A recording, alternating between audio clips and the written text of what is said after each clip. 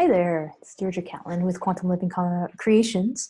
And one of the things that I wanted to start doing was put out more content to give folks some things to think about in this time while we have downtime and hopefully have access to new information to help transition into this world of unknown, kind of navigate into these new territories. I'm not really doom and gloom, but I also am a realist in realizing that I'm not aware of any place where the world has kind of just really come to a slow walk. Um, and I think as we're looking at how places are opening up and what's going on with businesses and jobs, I really do think it's practical to realize that, things are probably going to change for a little bit and not really be what we expected back in March when we went into uh, the self-isolation time period. Um, so one of the things, a lot of my friends ask me and a lot of people ask is like, what have I done at those times um, to put myself in a good situation, or at least be able to be resilient or bounce back? And um, so I've really been thinking about different times of my life where I've used different resources or lucked into different experiences that actually really do apply, and that I'm using time and again throughout this whole um, experience these last 2 months, especially in trying to create a business and a thriving business, and one that has reach and I believe is important, but also realizing there are probably things that I could be doing that are more diligent, and reevaluating um, where I'm putting my time, my energy, my resources, and what moves I need to make personally and professionally.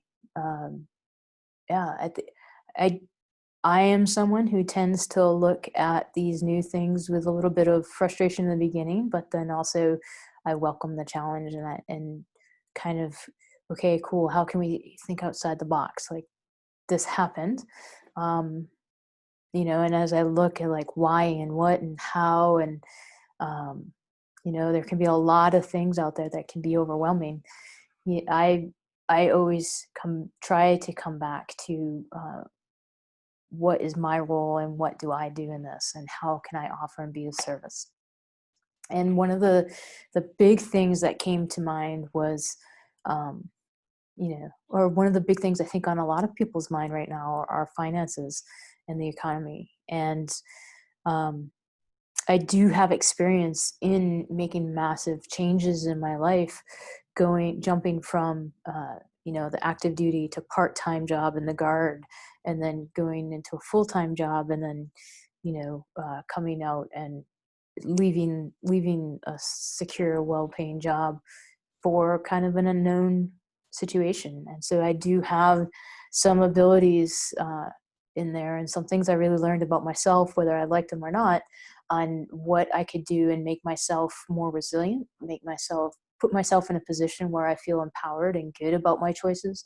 And I try to keep drawing on those um, experiences and abilities, all as well as bringing forth that new creative experience. And so if you see on the back there, the big word is values. And really, um, one of the things I see with my clients as we go through and we start to peel off all the things that aren't theirs, and aren't our beliefs, and really aren't true to us, we get to uncover who we really are, and we get to the core of what's important and what's living with integrity of who you are and what you want to experience in life starts to come through. Uh, and one of the areas that I see a lot of uh, folks struggle with, and I wouldn't say struggle, um, where it was a really big eye-opening experience for me, was transitioning from active duty full-time paycheck to a guard part-time paycheck, which means for me, one of the big questions of making that leap was really looking at how much do I need to be making? What is a part-time job looking like? Will I need another job? What could that be? And so knowing that I was making that move 8 months prior to leaving, I really sat down with my finances because I, up at that point, had lived within my means, right? I just recently went back and looked at my uh, IRS statements for my whole working life and realized that I was, uh, able to uh, make car loan payments and pay rent and eat and occasionally go out and have really cool experiences on a really low salary. But as I started to increase in, um, get older and you got pay raises in the military, my spending kept meeting what I was making. And when I sat down and looked at, what my finances were, I really kind of got a little bit, not a little bit, I was disgusted with myself as far as, wow, these are my expenses, but here's where I'm making some extra.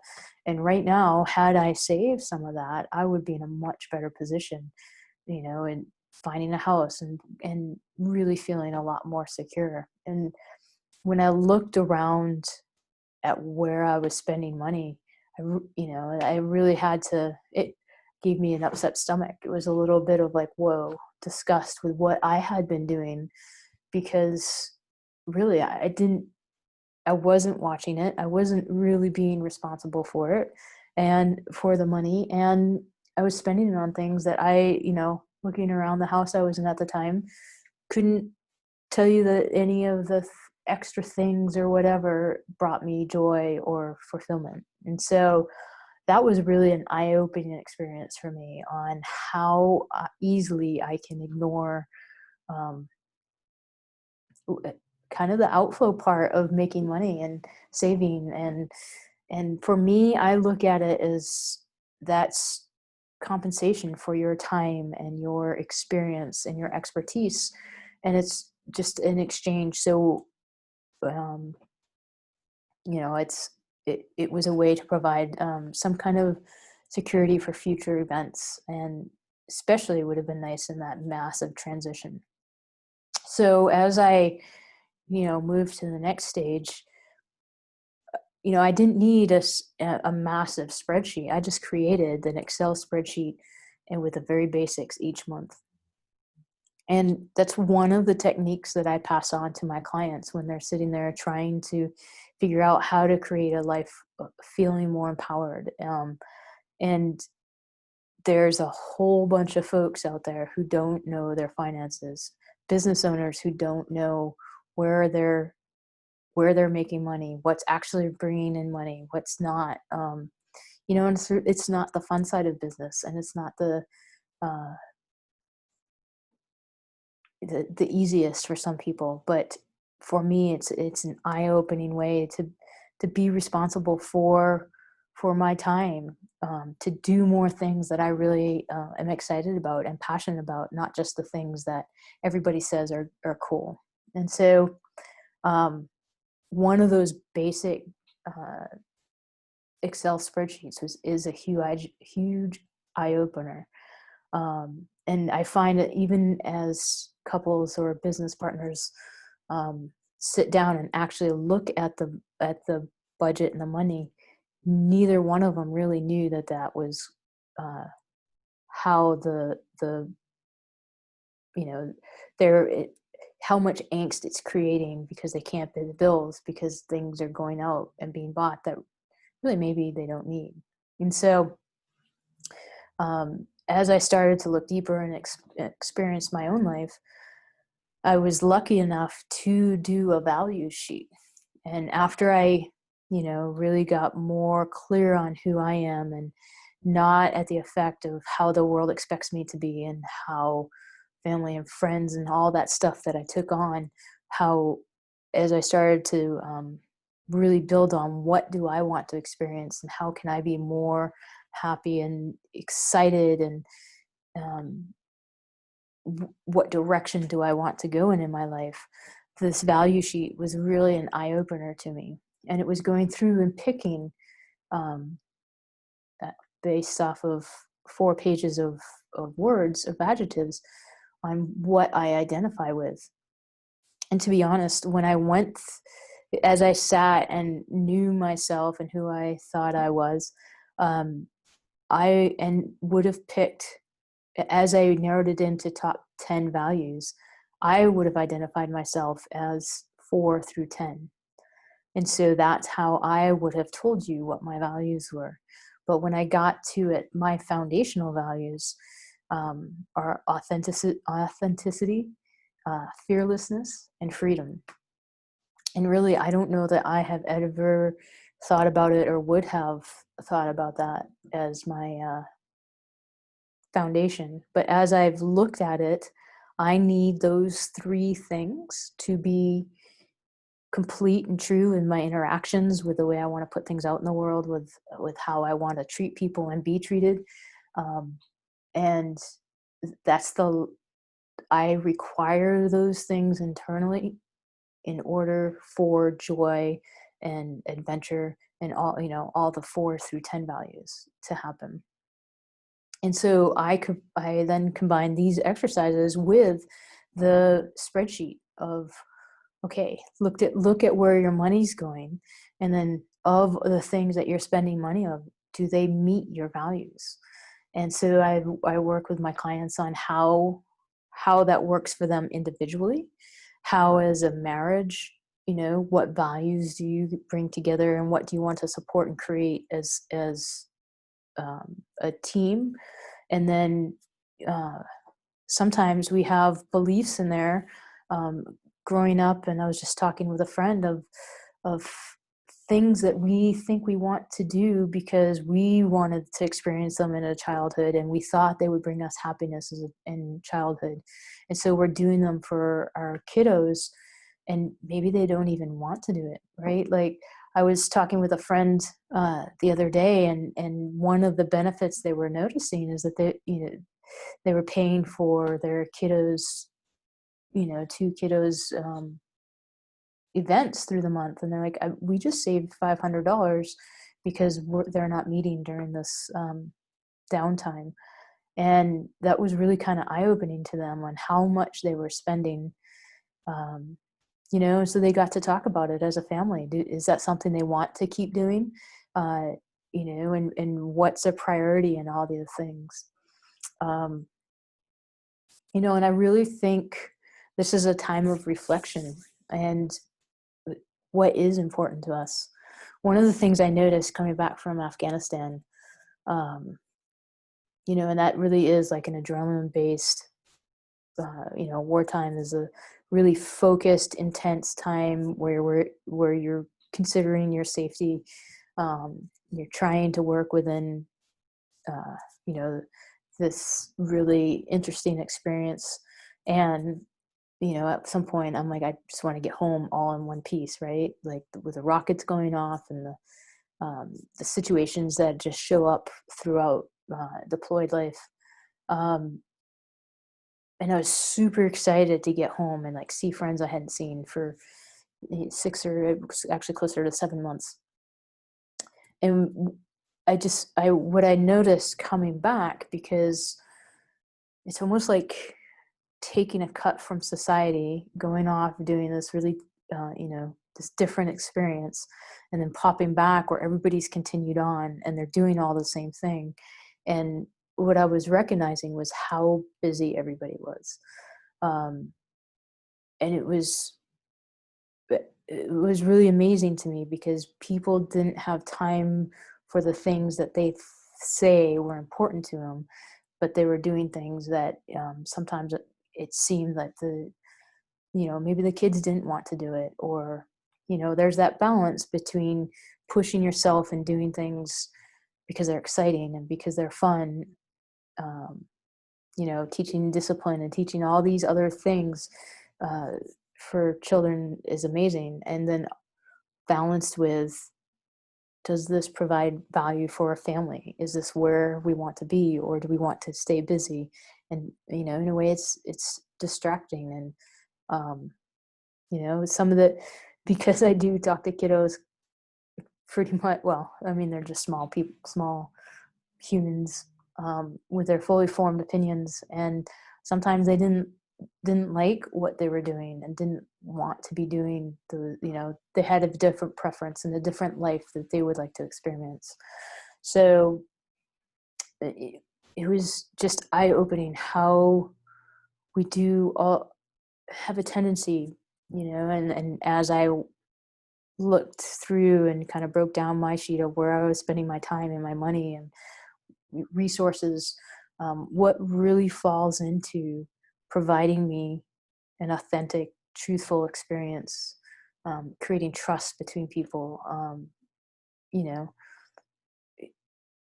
doing things that are adventurous and are fun, but won't pull me out of who I am because I don't want to be there and I don't want to, spend money. Having the cool thing about the values and knowing whether or not it fits within my core values is it provided me the ability to say no much easier. It's easier for me to identify, no, that can go, and I don't have an attachment to not doing it. It makes paring down, and in those times when it is a lean time, that I can just, oh, that doesn't provide what I'm trying to do and experience and share and how I want to experience this life, right? We get to choose and create, um, what we want to be in the world, and we get to, um, yeah, we get. I mean, that's really it, I think. Um, so for myself, for my coworkers, for friends and family and extended family, where do my values fit with what they want to experience, right? um those are the biggest tools that probably I share with most of my clients on, how they can start to feel empowered within their lives, right? Because so much of our day is spent doing work to spend or provide and create these experiences, and um, I think a lot of that's going to change. I don't think it's going to be, um, how do I want to say it? I, I I don't think things are going to be just, taken for granted, but it's not really taken for granted. Like, there are things that probably won't be there, or things that we don't do all the time that we, um, did before. And so I think that's an opportunity for us to find, what do we want to do in that time? How do we want to be creative? How do we want to create the beauty in our life? And how can we conserve that energy of, whether it's our time, whether it's our resources, and really come up with creative ways to share businesses, to, um, provide services, to receive services. Um, we have far greater capacity to really think outside the box and, uh, live our lives very differently. And I think this time frame is probably providing that opportunity for us, if we're in a place to take it. So, if you're interested in the document, I'd be happy to share it with you and walk you through on how you do that. There might be other value sheets and stuff out there. I haven't even researched it, but it is part of my packet that I do in my weekend workshops. And then as a needed basis for my clients, depending on what they want to experience and how they want to, restructure and relearn their lives, and, um, really live from a place of ease and grace and peace and freedom and, um, resiliency, and tapping back into those resources, um, that maybe we've forgotten about ourselves. Uh, I I am eternally optimistic for for where we're going, I think we have the ability to really create some amazing new frameworks to live our life closer to the truth of who we are, closer to our values. Um, and I think now is a great opportunity to really discover what those are and hash it out with the people that mean the most to us. Um, that they're deserving of amazing life experience just as much as we are. So, how can we? One of the questions I ask is how can we cultivate uh, the lives that we truly want, and how do we create that?